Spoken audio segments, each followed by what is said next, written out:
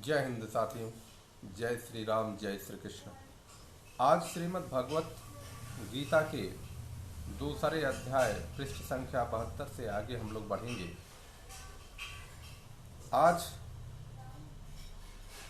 कैसे श्री कृष्ण भगवान और अर्जुन में संवाद हो रहा है, उसमें क्या क्या बात हुई, उस पर हम आगे बढ़ेंगे। कहते हैं, अच्छोद्य मदा तो या माग्द्योशोष्य एवच नित्य सर्वगतः स्थाणोर चलोयम सनातन। क्योंकि यह आत्मा अच्छेद्य है, यह आत्मा अदाह है, अक्लेद्य और निसंदेह अशोष्य है, तथा यह आत्मा नित्य सर्वव्यापी अचल स्थिर रहने वाला और सनातन है। इसमें भगवान ने आत्म तत्व का शस्त्र द्वारा नाश न हो सकने के कारण प्रतिपादन किया है। अभिप्राय यह है कि आत्मा कटने वाली, जलने वाली, गलने वाली, सूखने वाली वस्तु नहीं है। यह अखंड, अव्यक्त, एक रस और निर्विकार है। इसलिए इसका नाश करने में शस्त्रादि कोई भी समर्थ नहीं है। अच्छेद्यादि शब्दों से जैसा अविनाशित्व सिद्ध होता है, वह तो आकाश में भी सिद्ध हो सकता है, क्योंकि आकाश अन्य समस्त भूतों का कारण और उन सब में व्याप्त होने से न तो पृथ्वी तत्व से बने शस्त्रों द्वारा काटा जा सकता है, न अग्नि द्वारा जलाया जा सकता है, न जल से गलाया जा सकता है, और न वायु से सुखाया जा सकता है। और आत्मा का अविनाशित्व उससे अत्यंत विलक्षण है। इसी बात को सिद्ध करने के लिए उसे नित्य, सर्वगत और सनातन कहा गया है। अभिप्राय यह है कि आकाश नित्य है। आकाश नित्य नहीं है, क्योंकि महाप्रलय में उसका नाश हो जाता है और आत्मा का कभी नाश नहीं होता, इसलिए वह नित्य है। आकाश सर्वव्यापी नहीं है, क्योंकि अपने कार्य मात्र में व्याप्त है, और आत्मा सर्वव्यापी है। आकाश सनातन, सदा से रहने वाला, अनादि नहीं है, और आत्मा सनातन और अनादि है। इस प्रकार उपर्युक्त शब्दों द्वारा आकाश से आत्मा की अत्यंत विलक्षणता दिखाई गई है। इसमें आत्मा को चलना, हिलना, दोनों क्रियाओं का अभाव दिखलाया गया है। एक ही स्थान में स्थित रहते हुए कांपते रहना हिलना है, और एक जगह से दूसरे जगह जाना चलना है। इन दोनों क्रियाओं का ही आत्मा में अभाव है। यह न हिलता है और न चलता है, क्योंकि यह सर्वव्यापी, कोई भी स्थान इससे खाली नहीं है।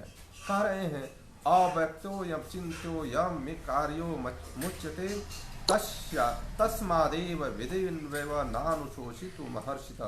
यह आत्मा अव्यक्त है, यह आत्मा अचित्य है, और यह आत्मा विकार रहित कहा जाता है। इसमें हे अर्जुन, इस आत्मा को प्रयुक्त प्रकार से जानकर तू शोक करने योग्य नहीं है, अर्थात तुझे शोक करना उचित भी नहीं है। अर्जुन से कह रहे हैं भगवान श्री कृष्ण, आत्मा किसी भी इंद्रिय के द्वारा जाना नहीं जा सकता, इसलिए उसे अव्यक्त कहते हैं। यह मन का भी विषय नहीं है, इसलिए उसे अविनय कहते हैं। आत्मा को अविकार्य कहकर अव्यक्त प्रकृति से उनकी विलक्षणता का प्रतिपादन किया गया है। अभिप्राय यह है कि समस्त इंद्रियां और अंतःकरण प्रकृति के कार्य हैं। वे अपनी कारण रूपा प्रकृति के विषय में नहीं कर सकते, इसलिए प्रकृति भी अव्यक्त और अभिनय है, किंतु वह निर्विकार नहीं है। उसमें विकार होता है, और आत्मा में कभी किसी भी अवस्था में विकार नहीं होता। अतएव प्रकृति से आत्मा अत्यंत विलक्षण है, इससे यह भाव दिखलाया गया है। फिर आत्मा उपर्युक्त प्रकार से नित्य, सर्वगत, अचल, सनातन, अव्यक्त, अविनय और निर्विकार जान लेने के बाद इसके लिए शोक करना नहीं हो सकता।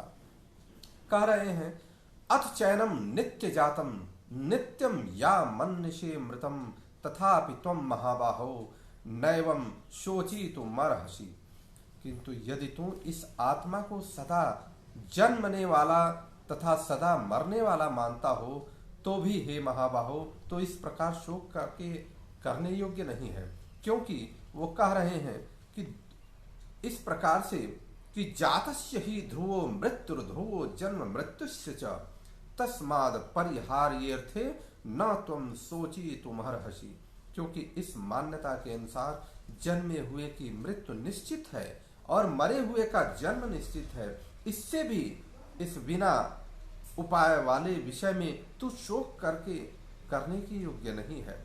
कह रहे हैं पूर्व लोक में जिस मान्यता के अनुसार भगवान ने शोक करना अनुचित बतलाया है, उसी मान्यता के अनुसार युक्ति पूर्वक उस बात को श्लोक में सिद्ध करते हैं। और वो कहते हैं, प्रभु कह रहे हैं यहाँ भगवान वास्तविक सिद्धांत की बात नहीं कर रहे हैं। भगवान का यह कथन तो उन अज्ञानियों की दृष्टि से है जो आत्मा का जन्मना मरना नित्य मानते हैं। उनके मतानुसार जो मरण धर्मा है उसका जन्म होना निश्चित ही है, क्योंकि उस मान्यता में किसी की मुक्ति नहीं होती।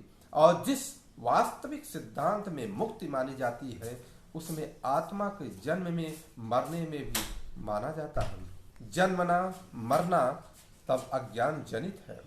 तस्मात् पद हेतुवाचक इसका प्रयोग करके अपरिहार्य अर्थे से दिखलाया है कि उपयुक्त मान्यता के अनुसार आत्मा का जन्म और मृत्यु निश्चित होने के कारण यह बात अनिवार्य है और उसमें उलटफेर होना असंभव है।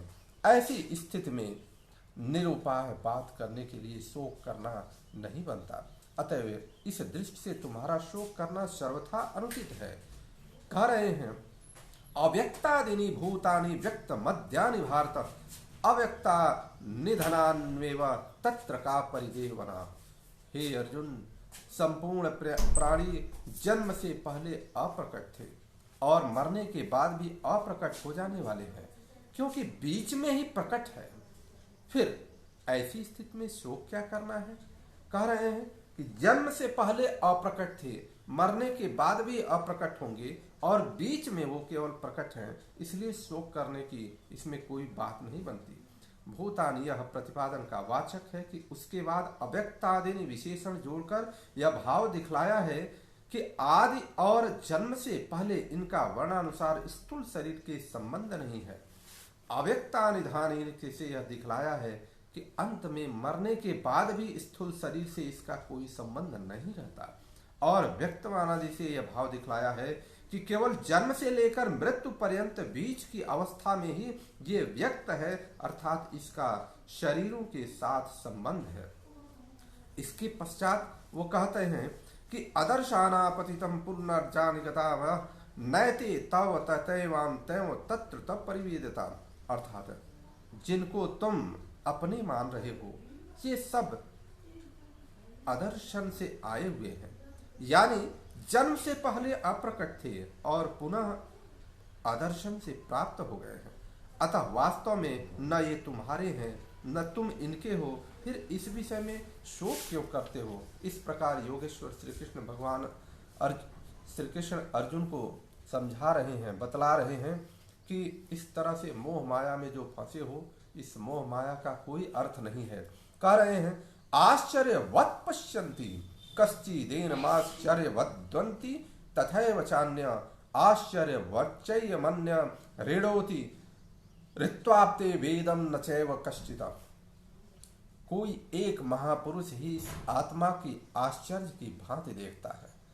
कोई एक महापुरुष ही इस आत्मा को आश्चर्य की भांति देखता है और वैसे ही दूसरा कोई महापुरुष ही इसके तत्व का आश्चर्य की भांति वर्णन करता है और दूसरा कोई अधिकारी पुरुष ही इसे आश्चर्य की भांति सुनता है और कोई कोई तो सुनकर भी इसको नहीं जानता। ये कारण उन्होंने बतलाया है कि आत्मा किस तरह से व्यवस्थित है और किस तरह से निर्विकार है। इसमें भगवान ने यह दिखलाया है, प्रभु ने दिखलाया है कि आत्मा आश्चर्यमय है, इसलिए उसे देखने वाला संसार में कोई विरला ही होता है और वह उसे आश्चर्य की भांति देखता है। जैसे मनुष्य लौकिक दृष्टि से वस्तुओं के मन और बुद्धि और इंद्रियों के द्वारा द्वंद्व बुद्धि में देखता है, आत्मदर्शन देख नहीं है। आत्मा का देखना अद्भुत और अलौकिक है। जब एकमात्र चेतन आत्मा से भिन्न किसी की भी सत्ता नहीं रहती, उस समय आत्मा स्वयं अपने द्वारा ही अपने को देखता है। उस दर्शन में दृष्टा, दृश्य और दर्शन की त्रिपुटी नहीं रहती, इसलिए यह देखना आश्चर्य की बात है। और कह रहे हैं प्रभु कि भगवान ने यह भाव दिखलाया है कि आत्म साक्षात कर चुकने वाले सभी ब्रह्मनिष्ठ पुरुष दूसरों को समझाने के लिए आत्मा के स्वरूप का वर्णन नहीं कर सकते। जो महापुरुष परमा तत्व की भली भांति जानने वाले वेद शास्त्र के ज्ञाता होते हैं, वे ही आत्मा का वर्णन कर सकते हैं। उनका वर्णन करना भी आश्चर्य की भांति है। अर्थात जैसे किसी को समझाने के लिए लौकिक वस्तु के स्वरूप का वर्णन किया जाना है, इस प्रकार आत्मा का वर्णन नहीं किया जा सकता। उनका वर्णन अलौकिक और अद्भुत है। जितने भी उदाहरणों से आत्म तत्व समझाया जाता है, उसमें से कोई भी उदाहरण पूर्ण रूप से आत्म तत्व को समझाने वाला नहीं है। उसको किसी एक अंश को ही उदाहरणों के द्वारा समझाया जाता है, क्योंकि आत्मा सदृश के अन्य कोई वस्तु है ही नहीं। इस अवस्था में कोई भी उदाहरण पूर्ण रूप से कैसे लागू हो सकता है। तथापि विध मुक्त, निषेध मुक्त आदि बहुत से आश्चर्यमय संकेतों द्वारा महापुरुषों द्वारा इसका लक्ष्य करते हैं। यही उनका आश्चर्य की भांति वर्णन करना है। वास्तव में आत्मा वाणी का अविषय होने के कारण स्पष्ट शब्दों में वाणी द्वारा उसका वर्णन नहीं हो सकता। अब कह रहे हैं वो कि आत्मा के वर्णन को सुनने वाला सदाचारी, शुद्ध चित्त, श्रद्धालु, आस्तिक पुरुष भी कोई विरला ही होता है जो उसका सुनना भी आश्चर्य की भांति है। अर्थात जिन पदार्थ को यह पहले सत्य, सुख रूप और रमणीय समझता था, उस नित्य शरीर को अपना स्वरूप मानता था, इन सब को अनित्य, नाशवान, दुख रूप यह जड़ तथा आत्मा को यह सर्वथा विलक्षण सुनकर उसे बड़ा भारी आश्चर्य होता है, क्योंकि वह तत्व उनका पहले ही कभी सुना था, समझा हुआ नहीं होता है, तथा किसी भी लौकिक वस्तु से उसकी समानता नहीं होती। इस समानता के कारण और इस कारण से उसे अद्भुत मालूम होता है। इस प्रकार आत्मा के बारे में प्रभु कह रहे हैं, और वह उस तत्व को तन्मय होकर सुनता है और सुनकर मुक्त सा हो जाता है, और उसकी वृत्तियां दूसरी ओर नहीं आती जाती और आश्चर्य ही सुनता है। फिर वो कह रहे हैं, इसमें भगवान ने यह भी कहा है कि जिसके अंतःकरण में पूर्ण श्रद्धा और आस्तिक भाव नहीं होता, जिसकी बुद्धि शुद्ध और सूक्ष्म नहीं होती, ऐसा मनुष्य इस आत्म तत्व को सुनकर भी संशय और विपरीत भावना के कारण इसके स्वरूप को यथार्थ नहीं समझ सकता। अतएव इस आत्म तत्व का समझना अनाधिकारों के लिए बड़ा ही दुर्लभ है। आश्चर्य तत्व का कहना है सुनना और क्रियाओं का विश्लेषण है। क्रिया विशेषण होने के कारण इसका भाव कर्ता और कर्म के द्वारा संबंधित है। इस प्रकार भगवान श्री कृष्ण अर्जुन को आत्मा के बारे में समझा रहे हैं कि ये तुम जिसकी चिंता कर रहे हो, जिसके फेर में पड़े हुए हो, जिसके मोह में पड़े हुए हो, यह कुछ भी नहीं है। तुम्हें केवल ये समझना है कि इन लोगों ने इस राष्ट्र और इस समाज और इस देश पर जो अत्याचार किया है, और उस अत्याचार का तुम्हें दंड देना है, और वो भी दंड तुम्हें नहीं देना है, वो तो दंड मैं दे रहा हूँ तुम्हारे माध्यम से। ऐसा समझा रहे हैं प्रभु। देहि नित्य मदोवा देहि सर्व भारत तस्मा तत्सर्वाणि भूतानि न तो सोचितु महर्ष। हे अर्जुन, यह आत्मा सबके शरीरों में सदा ही अव्यय है। इस कारण संपूर्ण प्राणियों के लिए तू शोक करने के योग्य नहीं है। अब ये कह रहे हैं ये कि इसका उनका अर्थ कहना है कि संपूर्ण प्राणियों में जितने भी शरीर हैं, उन समस्त शरीरों में एक ही आत्मा है। अर्थात ये समझिए, इस धरती पर जितने भी शरीर हैं, सब शरीर में एक ही आत्मा है। जैसा कहा जाता है कि जब व्यक्ति मरता है और मरने के बाद कोई जरूरी नहीं है कि वह इसी योनि में रहेगा, मानव योनि में, वह किसी और योनि में जा सकता है। अर्थात यही हुआ कि मानव योनि में से प्राण निकलने वाला, अर्थात उसकी आत्मा जो निकलती है, वह दूसरे योनि में ग्रहण करती है। इससे स्पष्ट होता है कि आत्मा तो एक ही है, चाहे वह कुत्ते की योनि में जाए, चाहे गधे की योनि में जाए, चाहे श्रेष्ठ मानव की योनि में जाए, आत्मा तो उसी प्रकार की है। और समस्त प्राणियों में, उस समस्त शरीर में एक ही आत्मा है। शरीर के भेद से अज्ञान के कारण आत्मा में भेद प्रतीत होता है, वास्तव में भेद नहीं है, और यह आत्मा सदा ही अवैध है तथा कभी किसी भी साधन से कोई भी नाश नहीं कर सकता इस आत्मा को। अब कह रहे हैं प्रभु, इसके बाद कह रहे हैं कि इस प्रकरण में भली भांति यह सिद्ध हो चुका है कि आत्मा सदा सर्वदा अविनाशी है, उसका नाश करने में कोई भी समर्थ नहीं है, अतः तुम्हें किसी भी प्राणी के लिए शोक करना उचित नहीं है, क्योंकि जब उसका नाश किसी भी काल में किसी भी साधन से हो ही नहीं सकता, तब उसके लिए शोक करने का अवकाश क्या है। अतएव तुम्हें किसी के नाश की आशंका से शोक न करके शुद्ध युद्ध करने के लिए पूरी तरह से तत्पर होना चाहिए, तैयार होना चाहिए। इन सारी बातों के साथ आज श्रीमद् भगवत गीता के द्वितीय अध्याय के पृष्ठ संख्या 76 तक पहुँचे हैं।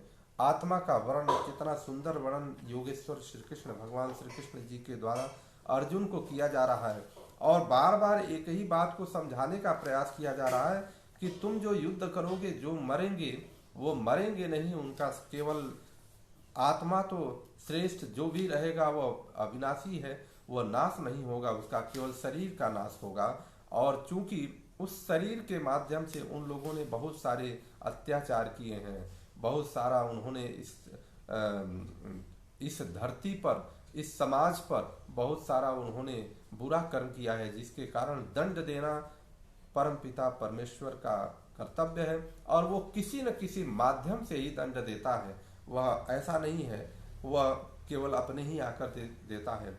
इन सारी बातों के साथ आज बस इतना ही। आप सभी लोगों का दिन मंगलमय हो। जय हिंद, वंदे मातरम, जय श्री कृष्ण, जय श्री राम।